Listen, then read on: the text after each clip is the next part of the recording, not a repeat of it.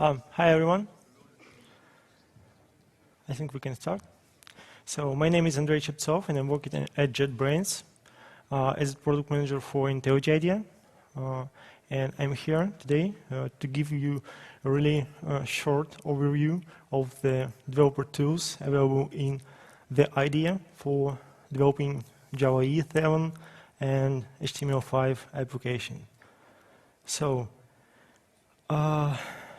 we'll talk about IntelliJ IDEA, and most of the time I'll be showing the demo. And if we have enough time, maybe we'll cover some things, some details on what's coming in the next version, which is to be released in December. So, and before I start the demo, I'd like to give you some details on what IntelliJ IDEA is. Some of you may not know. By the way, just curious, how many of you know IntelliJ IDEA? You can raise your hands. Oh, quite many. I'm surprised. It's really cool. So anyway, I'll try to cover it. So basically, IntelliJ IDEA is a Java IDE for professional development, and it's well known for its intelligence and its productivity boosting features. So it helps you get things done faster. But there are two different editions available for IntelliJ IDEA. So the first one is most known is IntelliJ IDEA Ultimate, which is a commercial IDE, and it comes with all the support for all the frameworks, HTML, CSS, JavaScript, database tools, so just everything.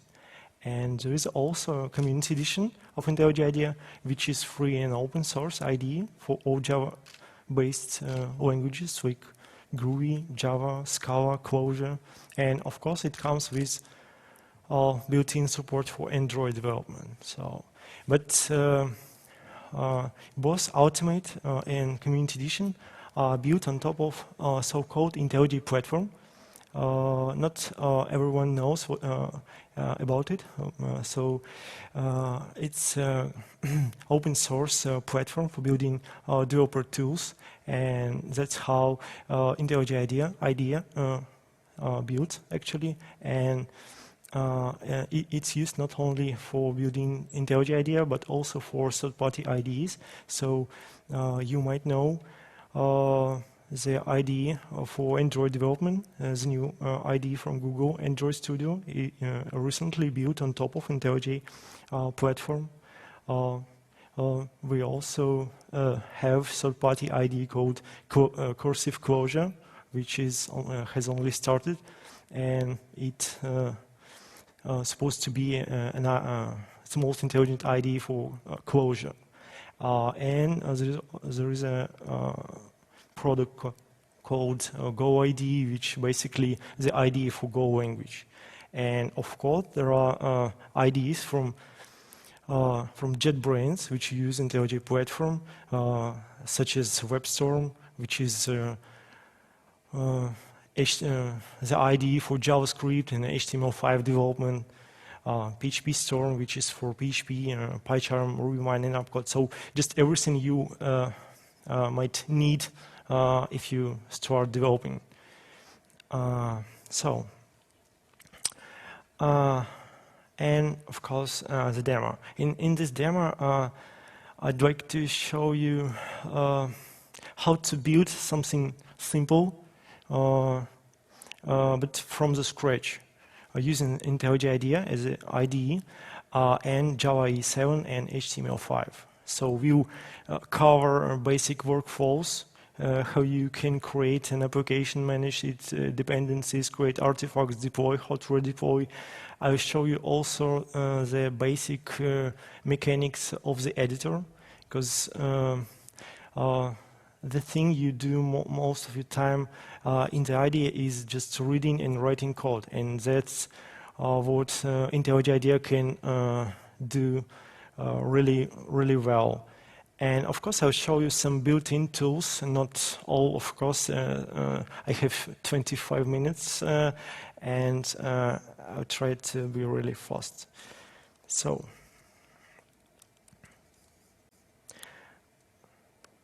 let's create a simple application. So the idea I have in mind is just try to build something from really scratch. I don't want to show you any wizards, any which will offer you to create something for you automatically. I'll show you how you can create a real project from the scratch. So we can choose some project template, but we will not use it for today. So I just create a really empty Maven project. This is how it looks like. Just one of the new features available in IntelliJ IDEA 13 is a presentation mode, which, as you see, has nothing except the editor. So it's like less distraction mode. It helps give talks. So what we have here, as you see, it created really empty project. We have nothing from except a source folder and POM.xml. So what we do next? The first thing is we set packaging, because we develop a web application. We will set it to Word. And of course, we will need some libraries, and we are going to use Java EE 7 for building our web application. So, as you see, the IDE is just offer you all the code assistance where you just edit your POM.xml file. You don't even need to use any tool windows or the wizards to add dependencies. You just work with your code, and it just try to help you. Yeah, one more thing is we did not set scope, because we don't need to deploy our libraries to the server. And finally, we need to set artifact name. Let it be something simple. And of course, plugins, because Maven has a bunch of plugins. One of them is for packaging. That's what we need. I'm sorry, drops. Apache Maven plugins, yes. Artifact is for.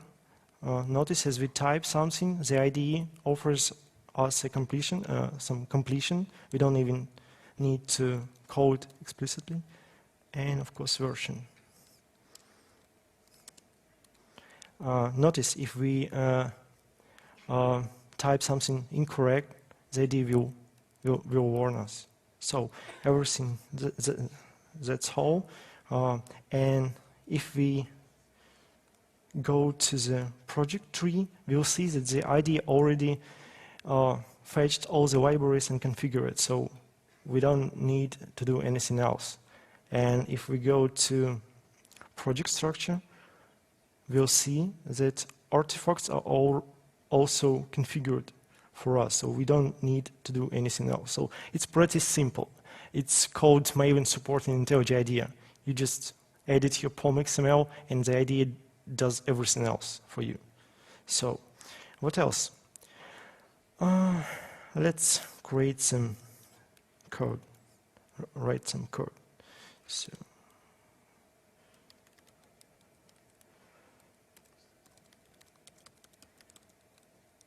yeah, here it goes.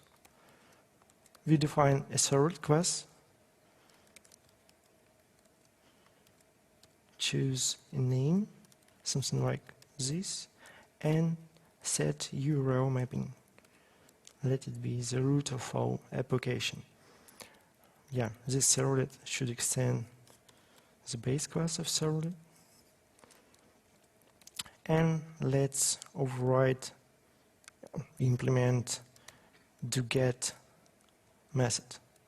So just a thing you may notice is when we type something, it offers us with completion. But the nice thing is, actually we don't even need to write something or confirm this completion, because we find not the first member but maybe the second one from this chain, and we can just type R and then start typing something else, and it will offer us getWriter method of REST variable, and we confirm it with tab. So it's really nice.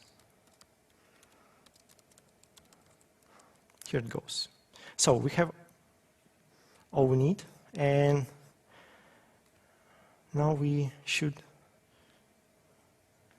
run this application. Actually, the IDE can run it in different ways, because it supports many kinds of different applications, application servers and frameworks. So we need to specify which application server or framework or runner we need now. So I'll choose the Glassfish server, local server. Of course, we could connect remotely to some other Glassfish server which is running standalone, but for this demo we'll use local Glassfish server. What we need to do here is just choose domain, and it warns us that we haven't set any artifact to deploy. It's really easy. We go to deployment tab and specify exactly which artifact to deploy. So one interesting thing here is that we can choose what to do on different actions, like update actions. Personally, I prefer to redeploy without any dialogues. So if I need to redeploy something, I just use a shortcut and it will do it for me. And another one is pretty useful, is update resource on frame deactivation. So when I switch from my IDE to some other place, say browser, it will update resources. Okay, that's it. And now we can run the application.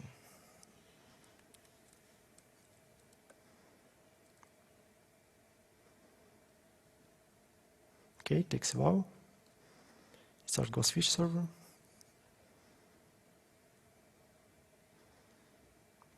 It's done, and now we see what we need. Now we to do something more complicated.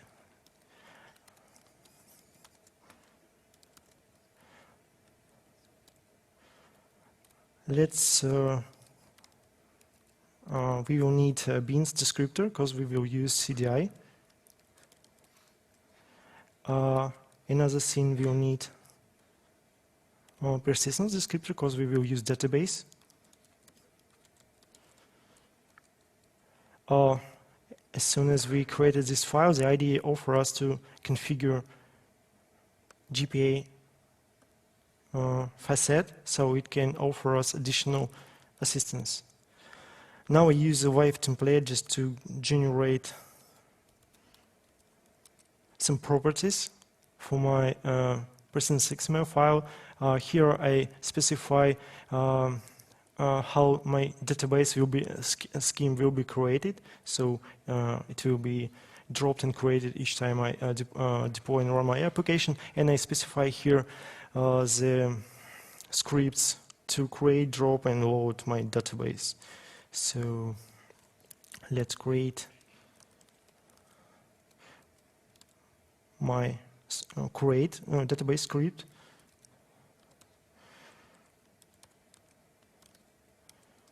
It will be really simple database table. Sorry, char. That's what I need. Primary key. That's it. Let's create one more file. Drop SQL, drop table users, right? And one more file. Yes, this one. So let it we'll leave it empty for now. Okay, what's next? I think we need entity class. Let's go here and create one. Now we will choose. We will use another package. Models. Okay, here it goes. We'll annotate it with entity annotation, and we will specify which table to use. Yes, users. As you see, the ID warns us that we don't have ID attribute for our entity, so we just ask to create one for us. So that's it. Now we go and create a service which will let's say provide us operations with our entities, user entities. So let's annotate it with stateless annotation.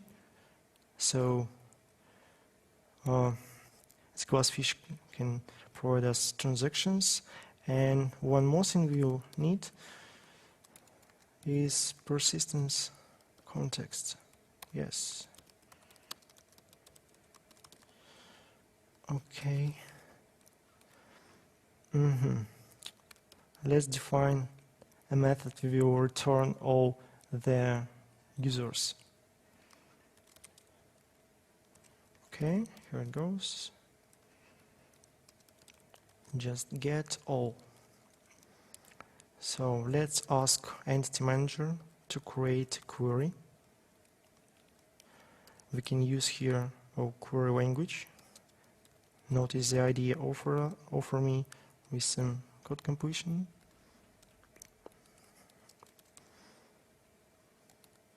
Okay. Now let's create a variable and return all the results. Notice here I could just start typing something like this, and it would offer us with the methods we need. But I'll show you just a nice feature. It's called smart completion. But when I press it twice, it scans all the chains and search for the method which is expected here from the members, and it offers what exactly what I need here. So it's pretty easy. Okay. Now we have entity service, and what about REST services? Okay. In order to have it, we need to define a route for our REST application. Let it start from API, and we should also extend a base class. It's here. Okay. And let's also create a user controller. Okay. Do we need any annotations? I don't think so. Yes, we need. Let's use this pause, and let's inject some services here. Yes, make it private, please. Okay, and define our method. Let it be this. Let it set get method, and we'll say to produce JSON. Can you complete it? Yes, you can. And define the method itself. We will return the results in JSON format, so let's use JSON array clause. Okay, and now we will, yes,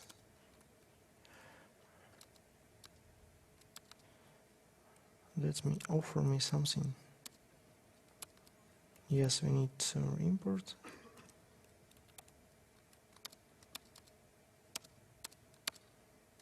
sorry. We need a rebuilder, just build.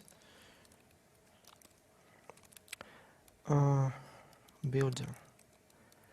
And let's fetch all the users and add them to the builder. So I'll use a live template. Here I ask user service and ask it to complete it for me, so it set everything.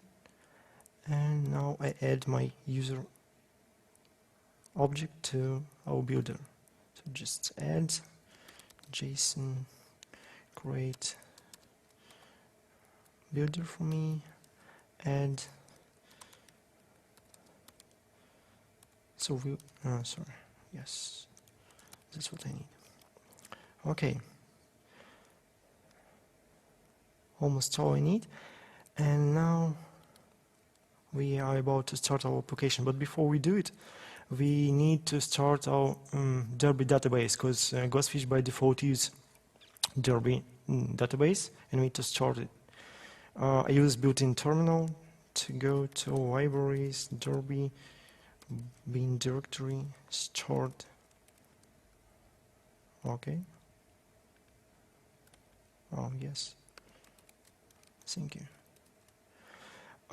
So database is up, and we are about to start our application.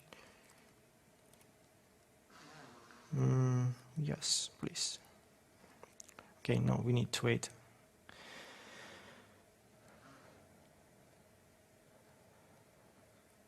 It's deploying our application, and it's almost done.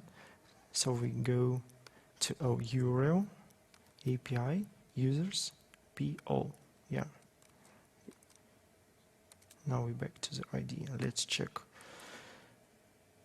Yeah, let's just restart the server, because sometimes Glassfish try to drop our table before it created it. Should not be a problem. Sometimes you need to. Okay.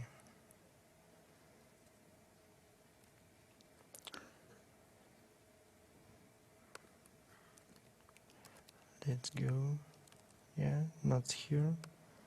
Let's just recreate Derby database.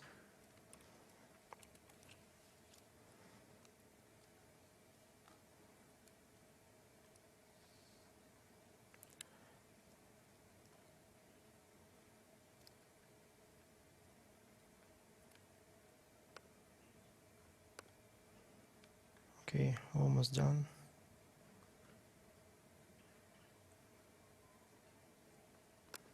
The short attempt. No luck. Maybe, but let me check it.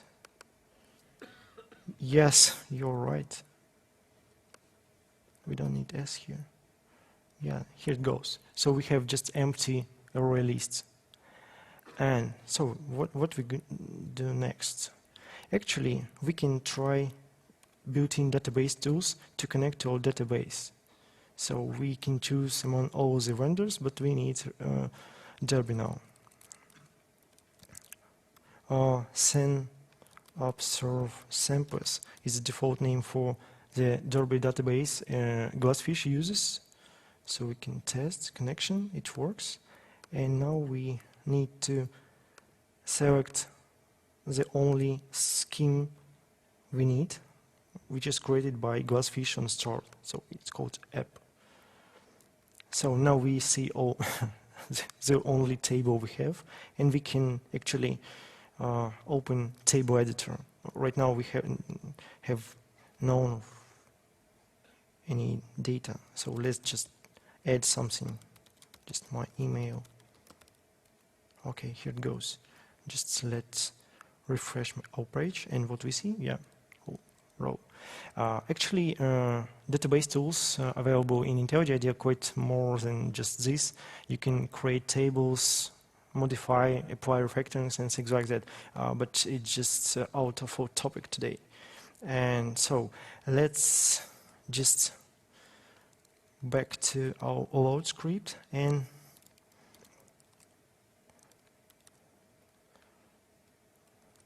email, what I need here. Yes. Okay. So next time I start my application, it will create this row for me. Let's just change it to JetBrains, so just to check. Okay, let's move to user and create some pages. Create a web folder and index page. Okay, to make it even nicer, I copy some styles. I just downloaded from Twitter Bootstrap.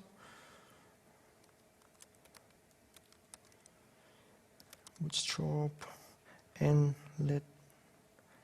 let's copy them to our newly created folder.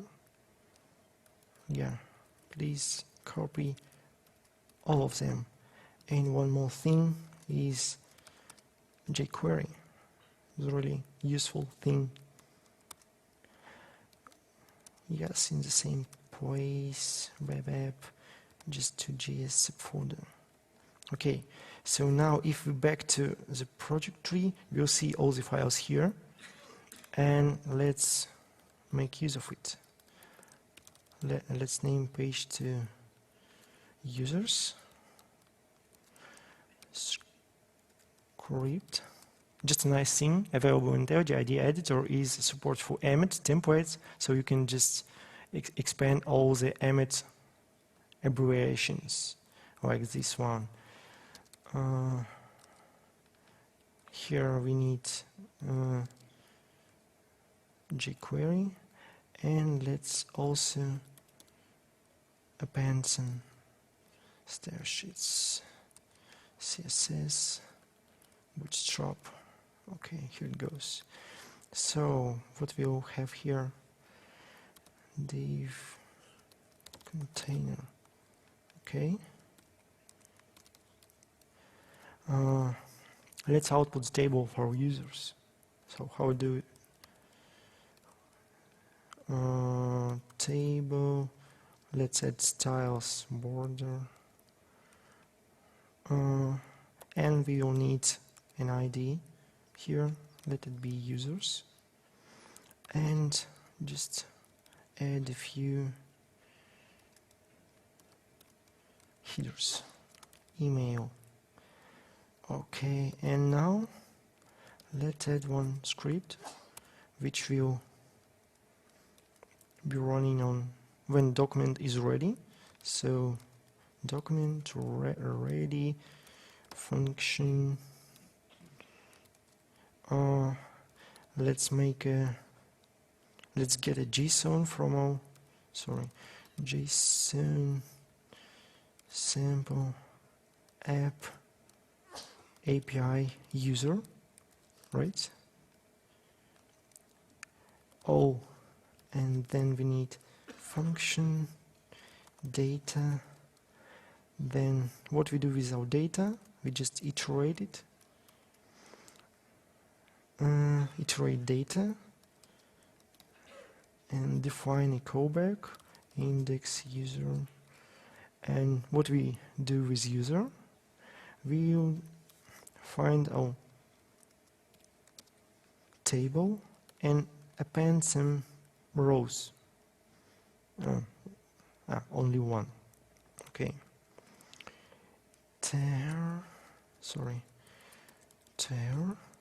Today, notice when we are inside of string literal in JavaScript, the IDEA is able to understand that it's just HTML and provide all the same assistance you have in any other place of the file.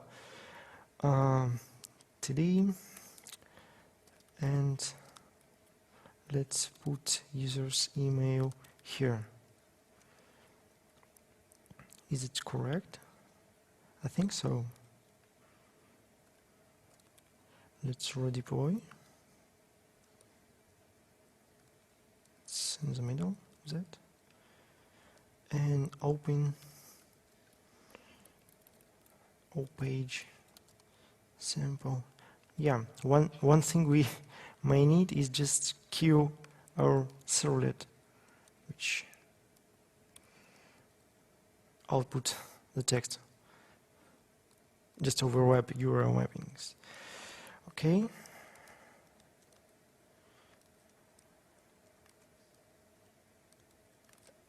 Is it in progress? Index HTML. Ah, sorry, incorrect URL again. Yes, so we have users from our database using our REST APIs. And just one, I have almost no time, but let me just add one more thing here.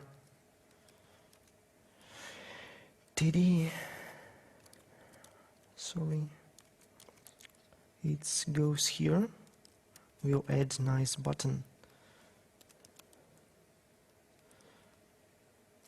We can actually use button, quest, button, XS, button danger. Okay. Delete. Is it correct? I think so.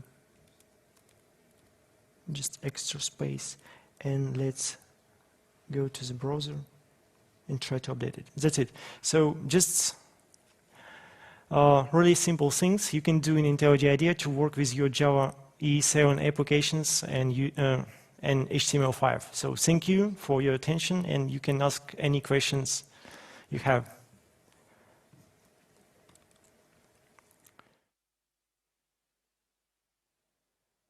Okay.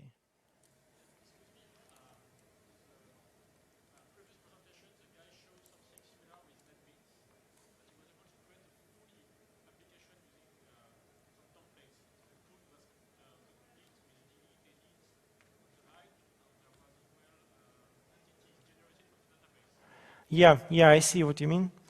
Yes, actually you can do the same in IntelliJ IDEA. Let's close the project.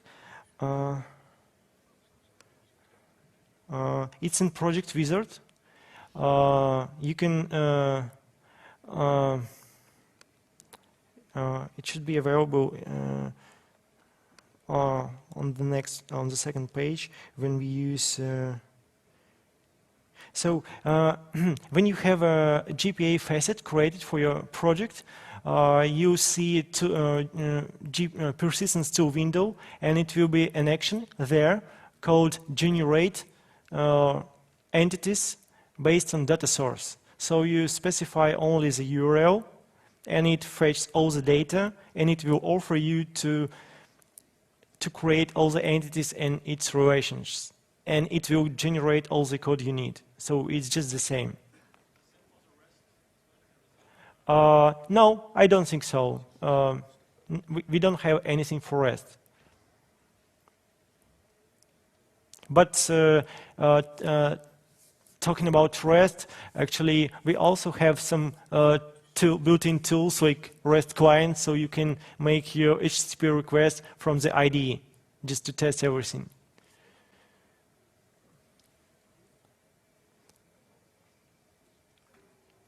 So you feel free to come to me, just ask personally any questions. I'll be at Devox at JetBrains booth, so come to our booth and you can ask anything you like. Yeah.